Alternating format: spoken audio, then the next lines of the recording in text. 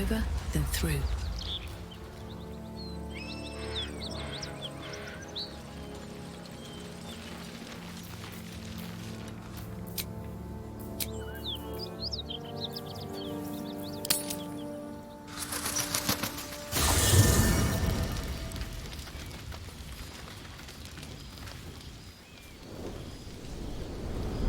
Hellsfire. She's coming.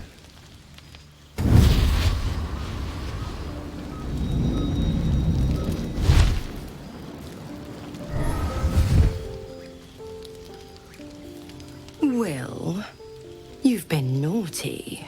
And you know what happens when you're naughty. Gods damn it. Anyone but her.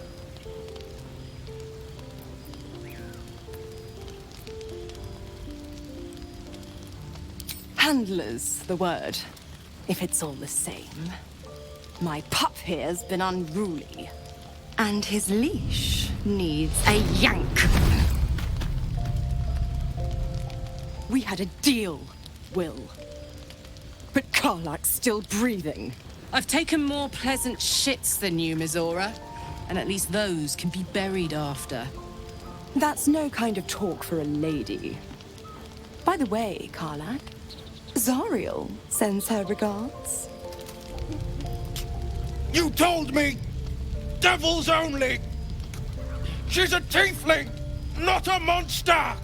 How precious. The little pupster's found his bark. Clause G, Section 9. Target shall be limited to the infernal, the demonic, the heartless, and the soulless. Karlak meets the criteria, pet. Trust me on this.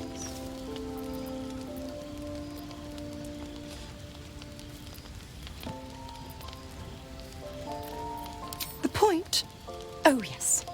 Thanks for the reminder.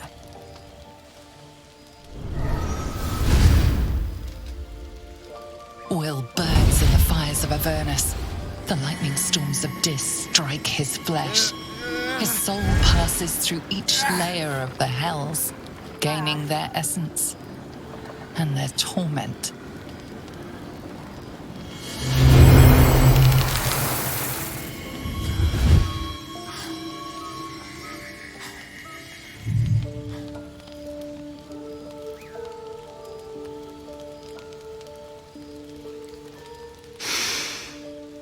That's better. What the hells have you done? A promise broken, a price paid. You know the terms. Get used to the new form, pet. There's no going back. Some magic even I can't undo. Now, let's see how the frontiers fare without their precious blade. Karlak, keep an eye on him, would you? I'll be keeping mine on you. Oh, and Will, don't forget, our pact still stands. Ta-ta.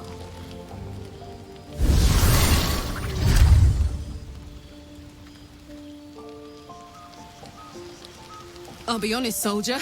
I'm reeling. Will hardly knows me, but he chose my life over his. Been a long time since someone stuck their neck out for me like that.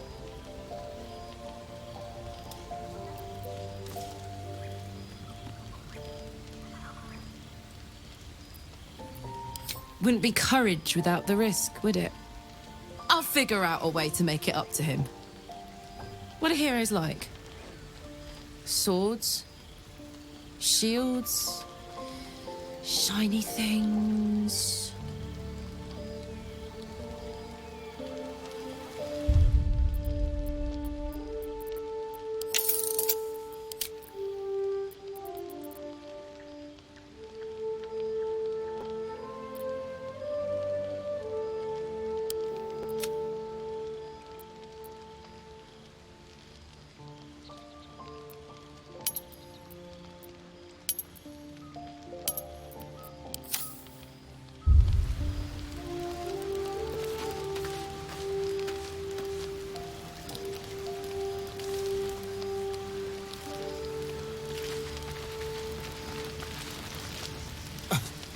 I thought we were going to see some real sparks fly between Will and Karlach.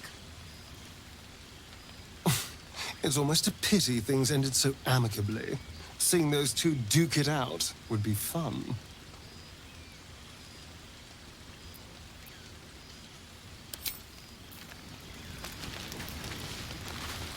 Seems like a good moment to talk. Oakfather's blessings to you. I studied one up close. Closer than most would care to be to those things. A drow attacked me and I defended myself. Afterwards, I was able to examine the tadpole that emerged. Hideous, but fascinating. Like nothing else in nature, I'm glad to say. Hopefully, I've chosen a successor as first druid. Francesca of the High Forest. I sent a bird to summon her.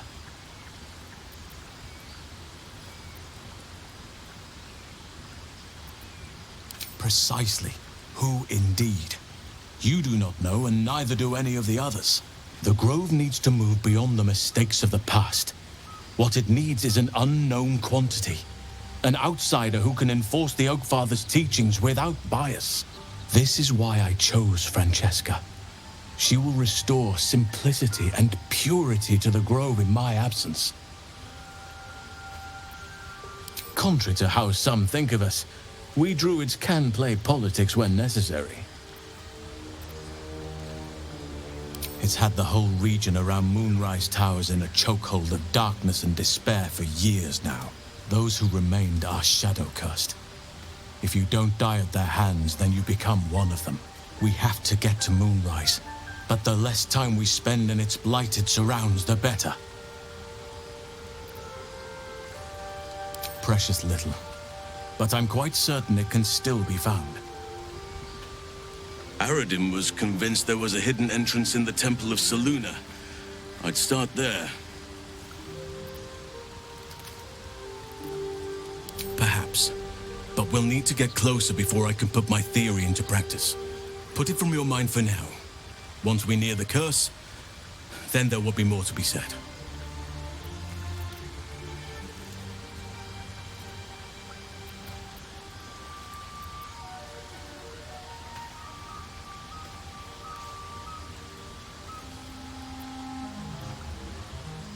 Miss it? Oh dear, no. It's a terrible burden. Takes you away from nature and forces you to deal with others' problems and personalities. Be wary of anyone who actually wants such a role, I say. Likely they don't understand it, or they have ill intent. I'm just glad to be out here amidst the Oakfather's creations. Well, there's hardly anyone left to share the responsibility with. Few who witnessed the fall of Moonrise still draw breath. What Ketheric Thorm unleashed is not something that nature can undo by itself. I must do what I can. I studied the Shadow Curse for years, but to truly understand it and stop it, I must reach its source.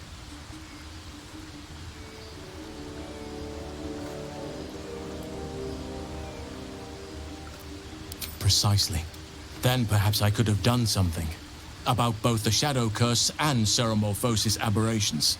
But in my eagerness, I put far too much faith in the abilities of Aradin and his band. We didn't even get close.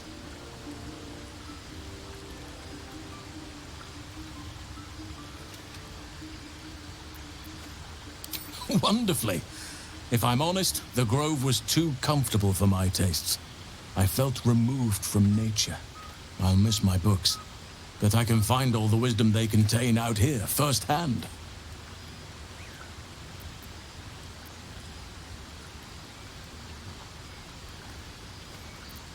Is that so? Well, nature does abhor waste. I will keep watch, thank you. I had a feeling time in your company would prove fruitful.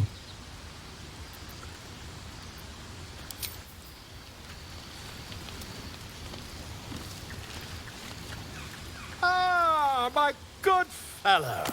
Quite the cozy setup you have here. I'll just make myself comfortable. Thank you so much.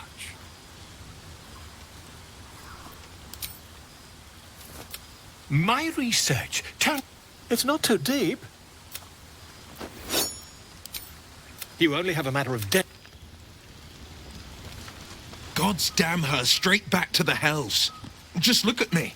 I did what was right, and Mazora made me pay for it. I'd be hunting devils and demons, she said. Traitors and hypocrites, heartless evils of all sorts, but not Zariel's victims. Not innocent tieflings.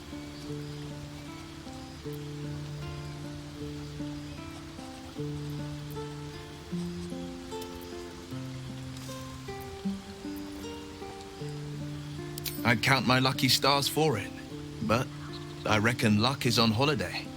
I'm only alive because my patron still has use for me. It's Mazora who grants me the power to conjure armor and cast eldritch blasts. Before I was infected, I could even call hell beasts and summon festering clouds, but I promise you, every thrust of my blade and every flame I sparked was for the good of the coast.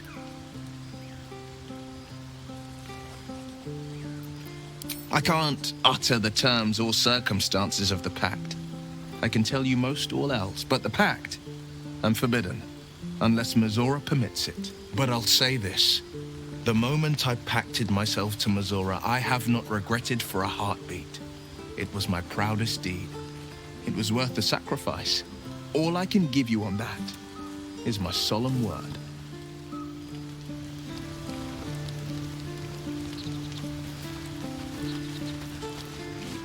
Even in such fraught times as these, there's peace to be found in the stillness as evening draws in. I used to while away many hours just like these with my companion. Though in far comfier surrounds. She preferred it when we were alone. Curled up before a crackling hearth with some ancient, esoteric tome between us. Ink glinting in the firelight.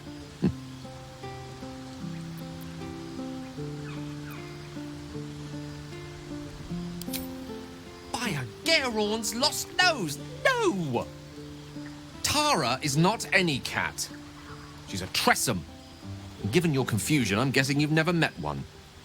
They're brilliant creatures. Fine company for any self-respecting wizard. She'd be proud to see me keeping such fine company. The savior of those poor tieflings, no less. I've given her precious little to be proud of recently. After I was afflicted with my condition, I locked myself in my tower for an entire year. I was inconsolable, wallowing in my self-inflicted tragedy. I gave enough of myself. But Tara never did. It was her encouragement, her research that led me to my treatment. Once we knew that magically infused items were the key, she went out to find them for me. She saved my life. She has a good heart. She'd recognize the same in your actions here. I'm sure she'd approve of me lending myself to your efforts. You remind me of her somewhat. There's a steeliness in you, an unwavering tenacity, even in the face of, to be frank, quite dire odds. Wish you were here for me to make a formal introduction. But I would never ask her to undertake such a journey. She's safer at home. Besides, she was always telling me I needed to spread my wings, so to speak. Find mortal friends instead of hanging onto Mistra's coattails. So that's what I'm doing. I hope.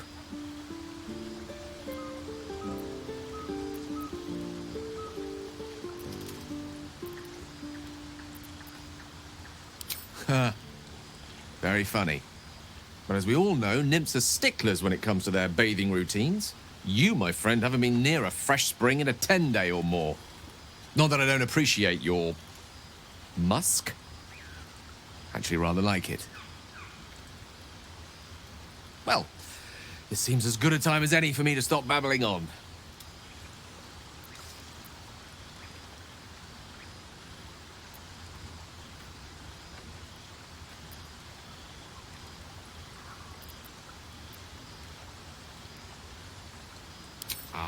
Wine is to wit, as meat is to... Oh, can't bloody remember it. There I go, then. Proving your point. Perhaps we'd better leave it at that. My eloquent tongue isn't worthy of your ear at present. With my condition as volatile as it is, I fear any undue excitement may tip it over the edge, so to speak. Go. Enjoy your evening. Nothing better for the heart than a good night's rest. And mine is gladdened to know I'll have the pleasure of your company again come morning.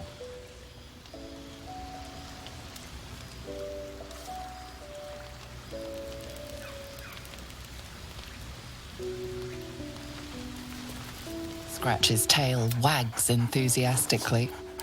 Scratch's tongue lolls out happily.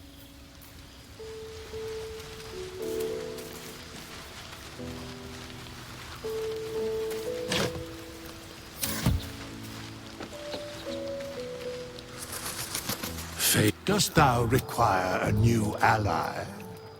Or mayhaps a resurrection?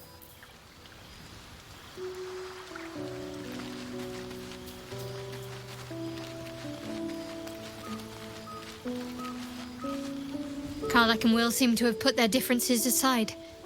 I thought it was going to come to blows for a moment.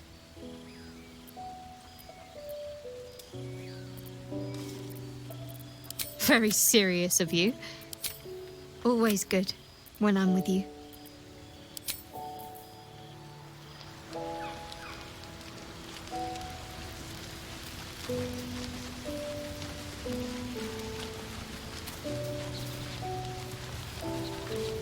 Well met.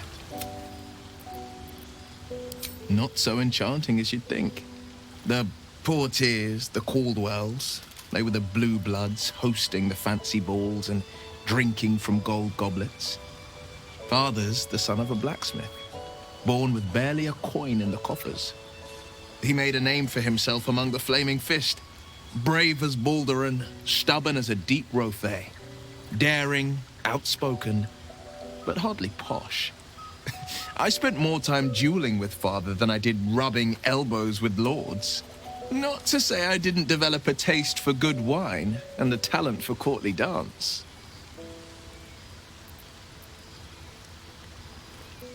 Yes and no.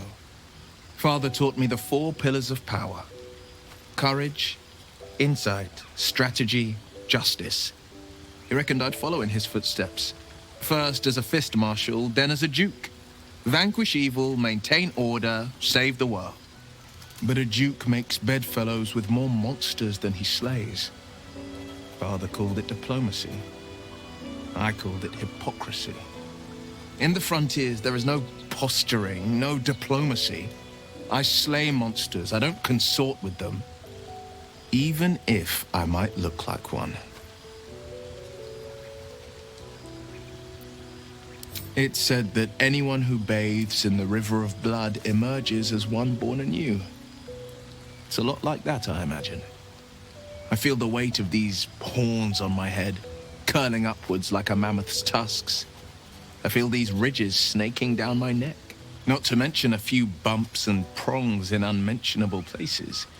But I haven't seen my reflection just yet. Be my mirror. What do you see?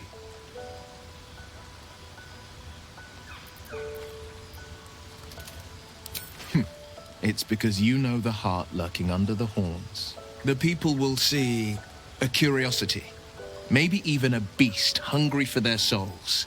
But I will slay their monsters, keep them safe, and one day they will see the Blade of Frontiers again. A possibility that's kept me awake countless nights. But I don't have a clue where to start, other than play her games and play by the rules. That's the only language devils listen to.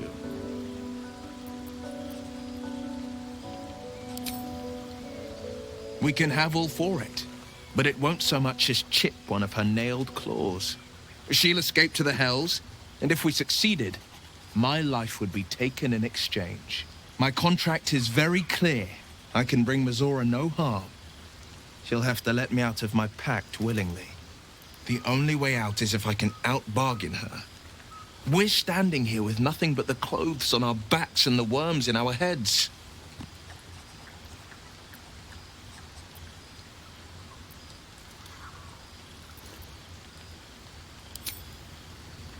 We can. I'm sure of it. How glad I am that you see me as more than my patron's pet.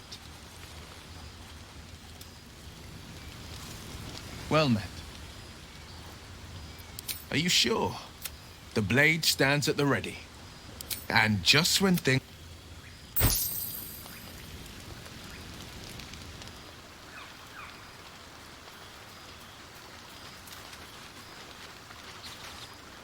Hiya.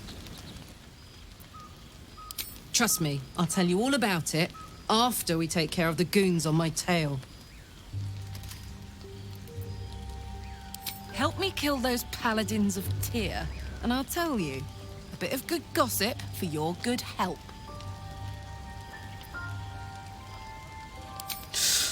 Depends on the type. Ice devils hate an inferno, but that's an easy one. Orthons love projectiles. What they don't love is getting their bombs lobbed right back in their faces. Demons, on the other hand, every demon is absolutely singular. You can't ever think you've got them typed out. Sharp instincts, sharp weapons, and a knack for improvisation. That's the only way to survive them. Anyway, what were we talking about?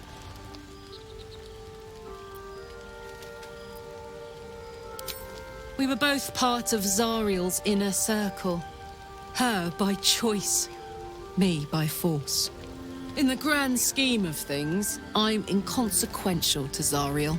Sure, I've got the engine, but I wasn't even her strongest fighter. But she favored me like a child favors a captive pet. Mizora envied the attention, I suppose. I'm sure when Zariel gave her the order to hunt me down, Mizora was delighted.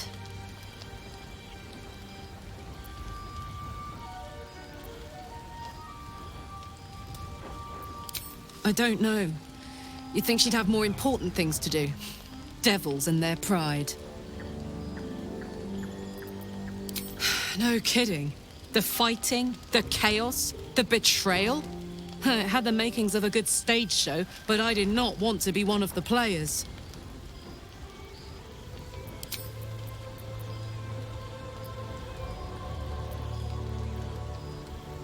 You really did it, huh? Not worried about adding more illithid into the mix? Well, what can I say? You look fine, smell fine, seem fine. If you got a little boost from the tadpole, who am I to begrudge you? In fact, got any going spare?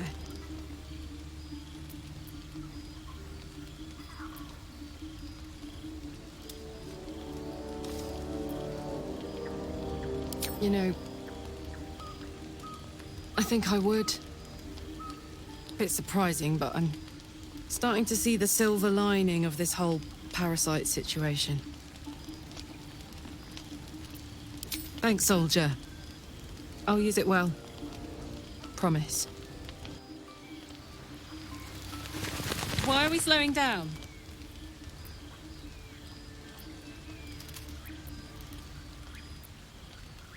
Fuck yes. Hey, soldier. Funny you should ask. I was just thinking about what would have become of us without that Nautiloid. I mean, I know where I'd be. Trapped in Avernus still, with the Blade of Frontiers on my tail. But what about you?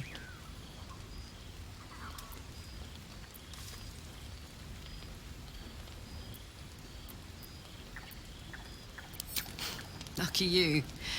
Sometimes I think I'd be better off indulging in a bit of light oblivion. Well, we may as well make some good memories mixed in with the body horror, huh? What's the story?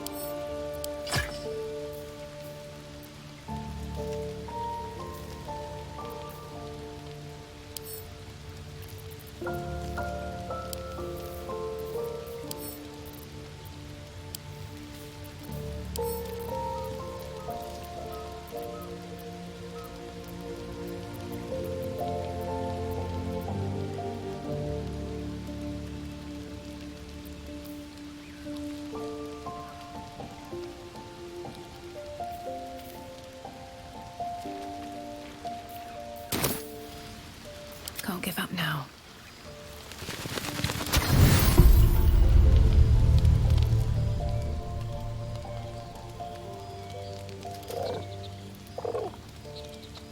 The cub holds out his leg, revealing a ragged wound.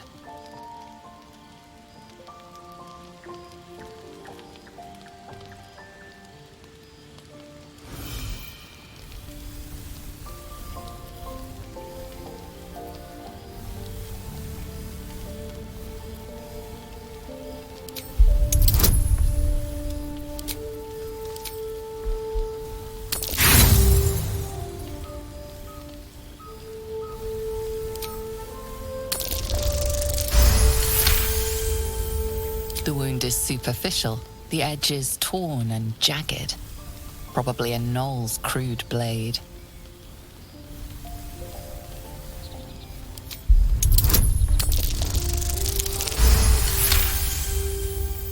The cub inspects the wound, giving it a curious peck.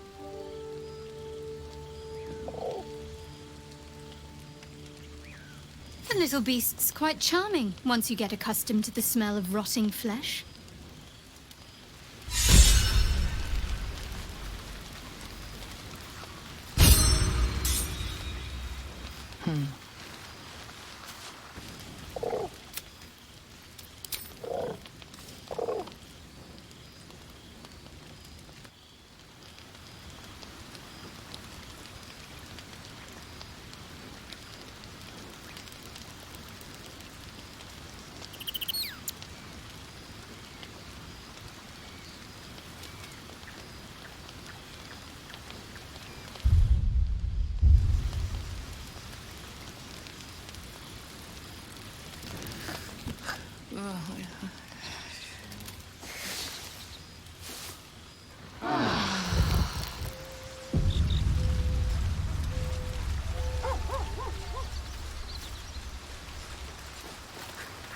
Devil and devil hunter standing shoulder to shoulder against a common enemy.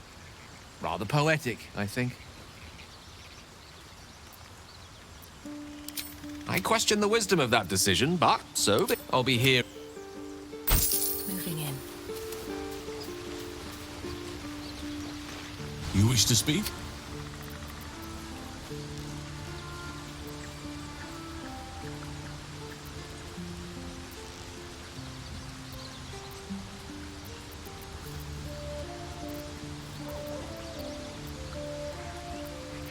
With such stimulating company? Never better.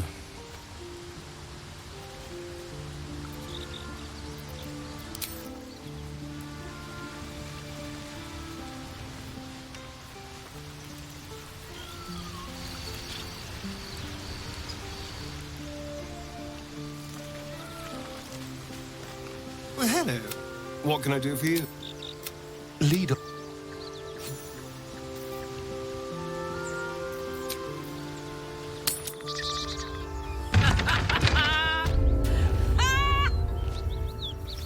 What's so funny? You haven't got some laughing curse, have you?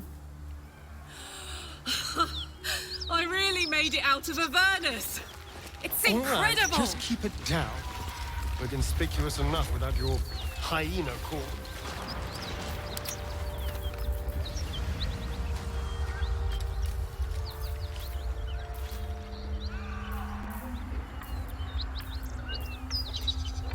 Is that blood?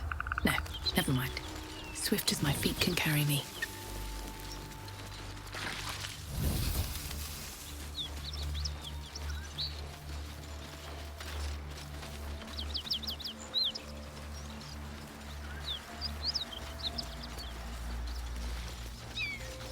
That symbol in the blood, what does it mean?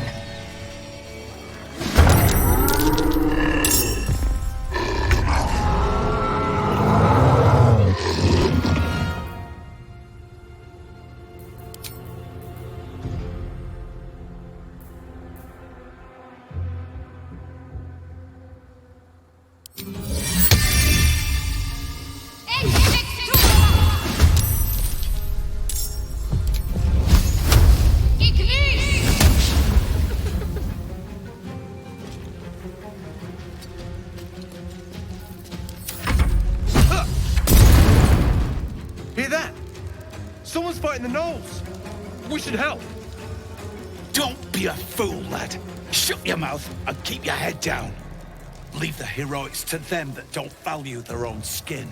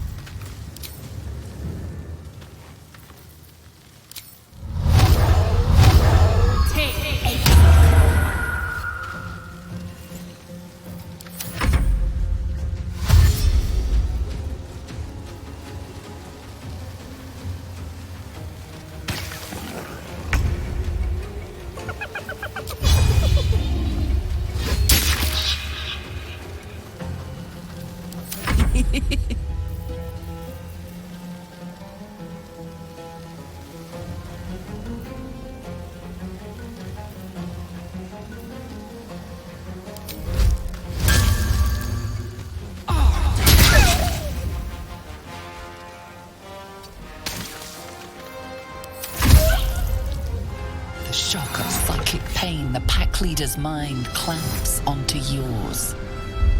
You see yourself through her eyes, a pulsing red cluster of organs.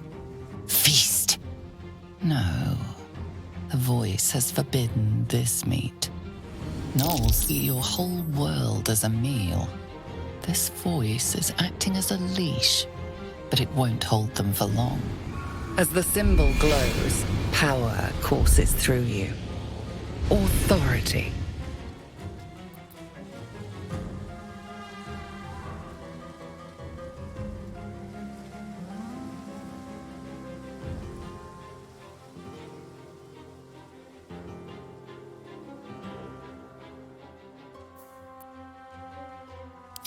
A memory. The beast daubs the symbol of the Absolute on a cave wall in blood. Buried deep, a tadpole struggles to assert control against the ravenous chaos of her mind.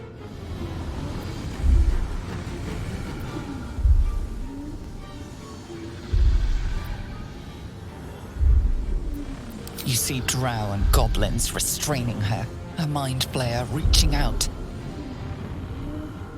And then the voice, bringing order. Eating this meat was forbidden, but it would lead her to a feast.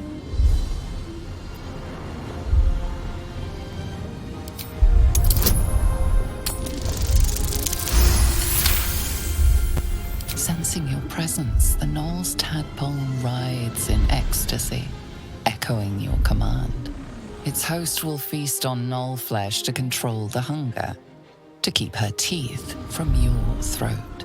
A shiver runs across your mind. You feel sated.